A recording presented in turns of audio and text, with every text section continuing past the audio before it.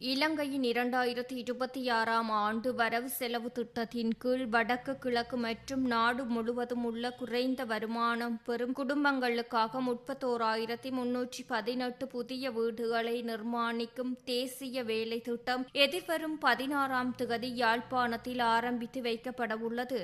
வீடமைப்பு நிர்மாணத்துறை மற்றும் நீர்வளங்கள் பிரதியமைச்சர் டி.பி. சரத் இந்த திட்டத்தின் விவரங்களை வெளியிட்டார். யாழ்ப்பாணம் சாவகச்சேரி பிரதேச செயலக பிரிவிற்குட்பட்ட மீசாலை கிராம உத்தியோகத்தர் பிரிவில் ஜனாதிபதி அனுரகுமார திசாநாயக்க தலைமையில் இந்த ஆரம்ப விழா நடைபெறவுள்ளது. அன்றைய தினமே யாழ் குடாநாட்டில் வீடற்ற 50 குடும்பங்களுக்கு புதிய வீடுகளை கட்டுவதற்கான முதற்கட்ட காசோலைகள் வழங்கி வைக்கப்படவுள்ளன.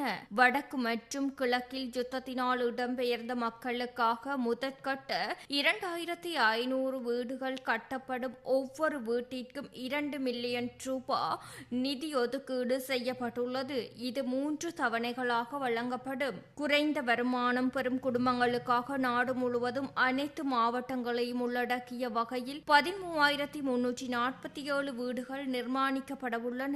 அரசாங்க ஊழியர்களுக்காக 100 வீடுகளும், கலைஞர்கள் மற்றும் ஊடகவியலாளர்களுக்காக 4,998 வீடுகளும் நிர்மாணிக்க திட்டமிடப்பட்டுள்ளது. கொழும்பு மற்றும் அதன் புறநகர் பகுதிகளில் பணியாற்றும் காவல்துறை அதிகாரிகளுக்காக நகர அபிவிருத்தி அதிகார சபையினால் நிர்மாணிக்கப்பட்ட ஹார்பர் வியூ வீடமைப்பு தொகுதிகளில் 350 வீடுகளை கொள்வனவு செய்ய அமைச்சரவை அனுமதி அளித்துள்ளது. இந்த வீடமைப்பு திட்டத்திற்காக இந்திய அரசாங்கம் ஒரு வீட்டிற்கு 1 மில்லியன் ரூபாய் வீதமும், இலங்கை அரசாங்கம் ஒரு வீட்டிற்கு 2 மில்லியன் ரூபாய் வீதமும் நிதியை ஒதுக்கியுள்ளதாக பிரதி அமைச்சர் தெரிவித்துள்ளார். தேசிய வீடமைப்பு அபிவிருத்தி அதிகார சபை இந்த திட்டத்தின் கீழ் 11,229 வீடுகளை நிர்மாணிக்கும் பொறுப்பை ஏற்றுள்ளது.